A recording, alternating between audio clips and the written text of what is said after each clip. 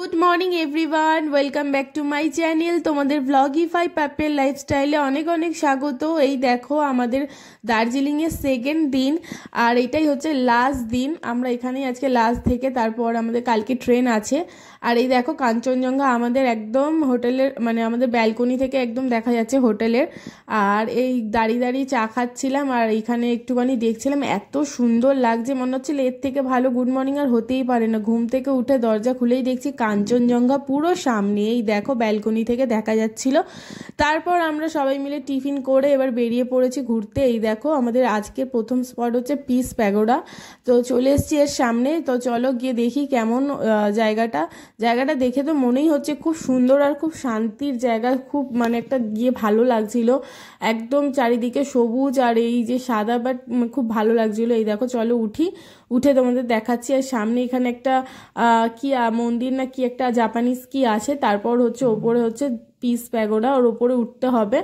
চলো ওপরে উঠে তোমাদেরকে দেখাই। আর চারিপাশটা দেখো কি সুন্দর লাগছে, একদম সকাল সকাল, তখন হয়তো 10টা বাজে আমরা এসছি। আর চলো ওপরে উঠে দেখাচ্ছি। এই দেখো ওপর থেকে মানে নিচ থেকে উঠছি, কত সুন্দর লাগছে, মানে পুরো জায়গাটা এত সুন্দর আর এত শান্তি, পুরো মানে নিস্তব্ধ চুপচাপ, খুব ভালো লাগছিল গিয়ে।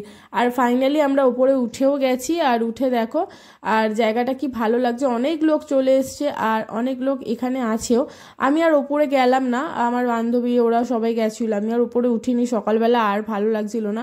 আর এইখান থেকে দেখো নিচ থেকে ভিউটা কি সুন্দর লাগছে, নিচ থেকে অনেক লোক এসছে, বেশ সবুজ আর দেখতে। তারপর এখানে কিছুক্ষণ সময় কাটানোর পর এবার আমরা চলে যাব নেক্সট লোকেশনে। ড্রাইভার দাদা বারবার বলছিল তাড়াতাড়ি চলো, তো এবার আমরা চলে যাব। চলো আর গিয়ে তোমাদেরকে দেখাচ্ছি রাস্তাগুলোর অবস্থাটা, জাস্ট দেখো, মানে যারা দার্জিলিংয়ে এসছে তারা তো জানো। আর মানে মানে অতি জঘন্য রাস্তা দার্জিলিংয়ে। কিছু কিছু রাস্তা আছে ভালো, কিন্তু কিছু কিছু রাস্তা আছে এত একে বেঁকে মানে গাড়িতে লিটারালি আমাদের শরীর খারাপ হয়ে গেছিলো, এমন মাথা ঘুরে। মানে যাই হোক, এই রাস্তাগুলো যেরকম দেখো খুব সুন্দর লাগছে, কিন্তু একে বেঁকে শরীর খারাপ হয়ে যাচ্ছিলো। আর তারপরে রাস্তাটা দেখলে তোমাদের আর কি বলবো, মানে মানে এত সুন্দর একটা স্পট, আর রাস্তাগুলো যে এরকম করে রেখেছে, কেন যে সারায় না আমি নিজেই বুঝতে পারছিলাম না। এই রাস্তা দেখো পুরো এরকম মানে একদম মানে জঘন্য মার্কা রাস্তার মধ্যে দিয়ে আমরা যাচ্ছিলাম, এত রাগ উঠছিল। আর এখনো দেখে এত রাগ উঠছে, মানে কিভাবে গেছি মানে কি বলবো। তো কি করার আছে, আর এই রাস্তা থেকে এরকম ভাবে ঢিকির করে যাচ্ছে, একবার করে মানে গাড়ির মাথায় গুঁতো খাচ্ছি সবাই, মানে কি বলবো। আর এই পুরো দেখো পুরো কাদ মানে মাটির রাস্তা, এই রাস্তা থেকে 2-3টে গাড়ি মানে পাস হচ্ছে, আবার এরকম যাচ্ছে, মানে মানে কি ভয়ঙ্কর আর কি বলবো। এবার আমরা যাচ্ছি রক গার্ডেনে। চলো রক গার্ডেনে গিয়ে দেখাই কি আছে। বেশি কিছু তো নেই, আমি সেরকম দেখলাম না, এই যে এরকম ঝর্ণার জল আর একটু গাছপালা, আর এরকম ভেতর থেকে যেতে হবে। আমি আর ভেতরে টিকিট কেটে ঢুকিনি, ভালো লাগছিল না, যা রাস্তা দিয়ে এসেছি, মুড এমনি অফ হয়ে গেছিলো। তো আশেপাশে একটু দাঁড়িয়ে সময় কাটাচ্ছিলাম। তারপর নিচে ওইখানে গিয়ে একটুখানি ব্রেকফাস্ট করলাম, গিয়ে তারপর এরকম সময় কাটিয়ে আমরা তারপর আবার বেরিয়ে আসবো আবার নেক্সট লোকেশনে। তো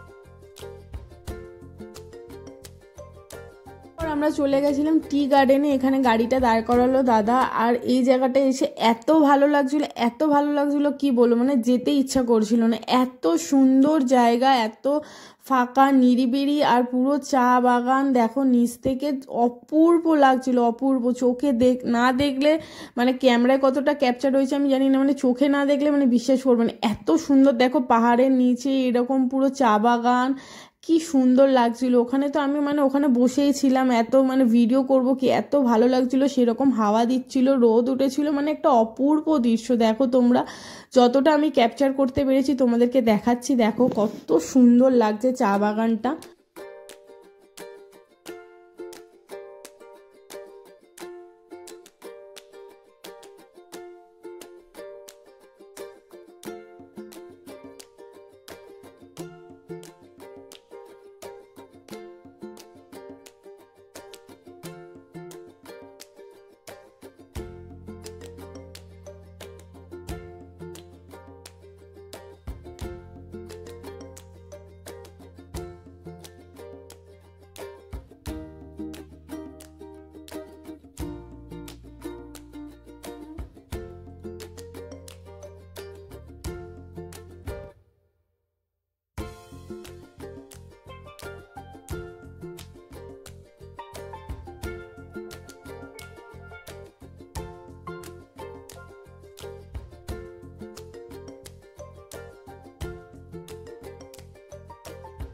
ওইখানে অনেকক্ষণ সময় কাটানোর পর আমরা চলে এসেছি এখানে দার্জিলিংয়ের চিড়িয়াখানায়।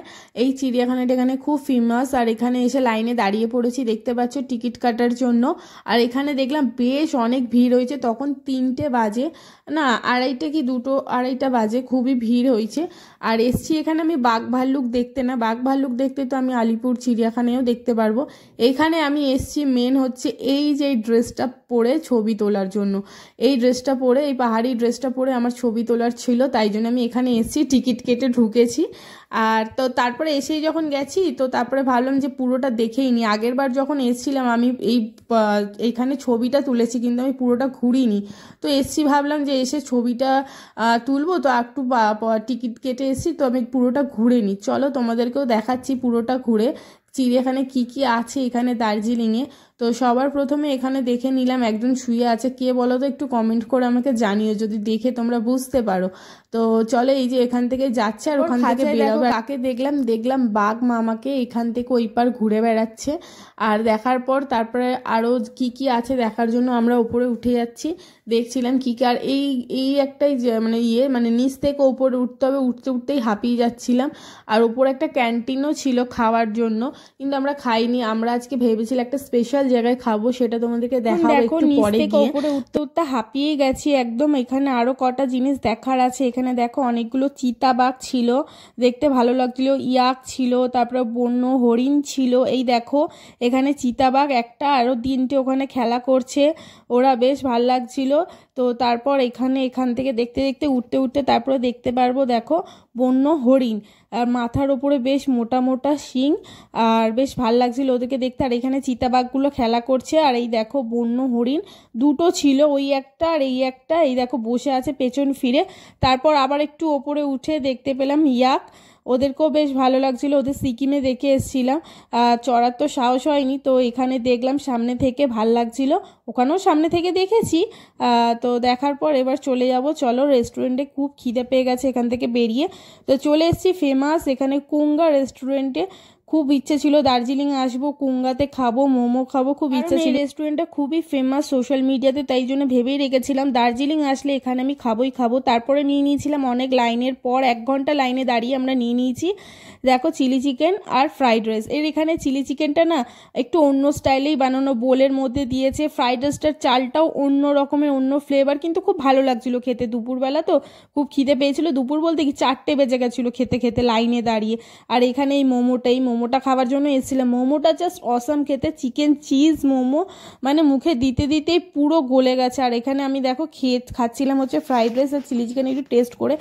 এত কোয়ান্টিটি, মানে দুজন খেয়েও মানে বেঁচে গেছে, মানে পেট ভরে গেছে, এত কোয়ান্টিটি দেয়, সেরকম টেস্টও খুব ভালো, খুবই ভালো খেতে। তো চলো খাওয়া দাওয়ার পর এবার আমি চলে এসেছি হোটেলে।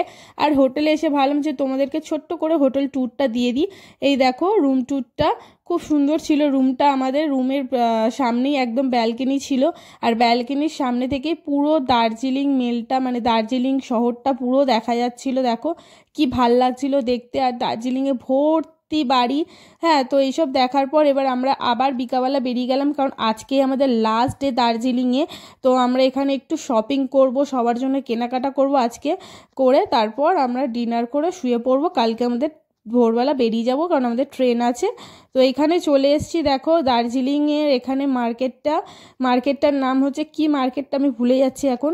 তো এই মার্কেটটায় চলে এসেছি, খুব সস্তা দরে এখানে নাকি বিক্রি হয়।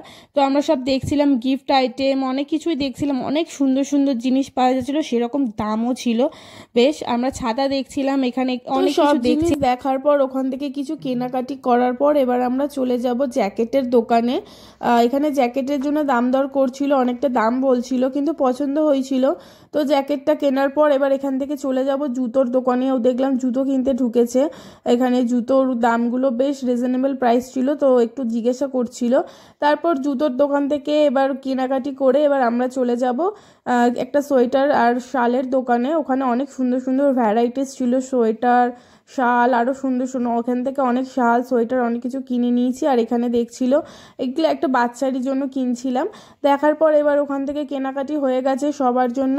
এবার আমরা যাচ্ছি রুমে। এবার আজকের দিন অনেক খাওয়া দাওয়া করে নিয়েছিলাম, 4টের সময় লাঞ্চ করেছিলাম, তাই জন্য সেরকম খিদেও পাইনি, অল্প করে খাবার নিয়ে আমরা রুমে চলে যাচ্ছি, খেয়ে দিয়ে ঘুমাবো। কালকে সকাল সকাল বেরাতে হবে, প্যাকিংও করতে হবে রুমে গিয়ে, তাই জন্য আমরা আর সেরকম কোথাও দাঁড়াইনি, খাবার নিয়ে আমরা রুমে চলে যাব। খেয়ে দিয়ে আজকের দিনটা রেস্ট করে কালকে আমরা বেরাবো। তো রুমে সকাল সকাল ব্রেকফাস্ট করে আমরা রেডি হয়ে একদম নিচে নেমে এসেছি, ড্রাইভার দাদাও চলে এসছে। তো এবার এখান থেকে বিদায় নেওয়ার পালা। টাটা দার্জিলিং, সবাই পাহাড় টাটা বলে আমরা বেরিয়ে পড়লাম সকাল সকাল। আমাদের 5টা 5:30টার সময় ট্রেন আছে।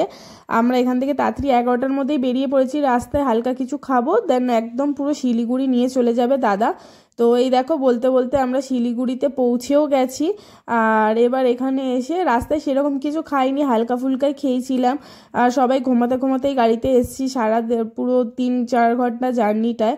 আর এই যে দেখো বলতে বলতে চলে এসেছি শিলিগুড়ি এনজিপি স্টেশনে। আর এখান থেকে আমরা এবার নেমে এবার ট্রেনে উঠবো। আর এখান থেকে কিছু খাবার দাবারও নিয়ে আসবে। তখন 3টে বাজে আমরা পৌঁছেছি, অনেকটা তাড়াতাড়ি পৌঁছে গেছি। এখন 2 ঘন্টায় খাবার দাবার কিনে একটু গল্প গল্প করে কাটিয়ে দেবো স্টেশনে, তারপর ট্রেন আসলে উঠে পড়বো। তো তাড়াতাড়ি আসাই ভালো, কারণ রাস্তায় অনেক জ্যাম থাকে, তাই তাড়াতাড়ি বেরিয়ে পড়েছিল বলে তাড়াতাড়ি চলেও এসছে। আর ড্রাইভার দাদারা খুব ভালো করে গাড়ি চালিয়েছিল। তো তারপর আস্তে আস্তে এদের দেখলাম ব্যাগের হ্যান্ডেল ছিঁড়ে গেছে, আর এখানে একটা লোক সারাচ্ছিল।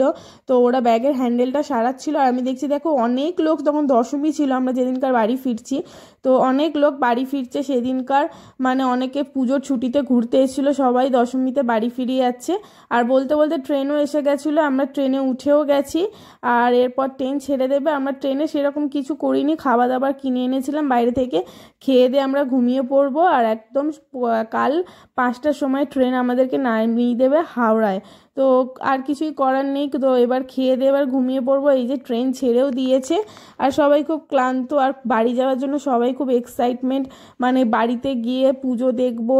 এতদিন পুজোটাকে খুব মিস করেছি। তো বলতে বলতে দেখো সকালও হয়ে গেছে। এটা তখন 4:30 বাজে, আমাদের হাওড়ায় ঢোকাচ্ছে ট্রেনটা।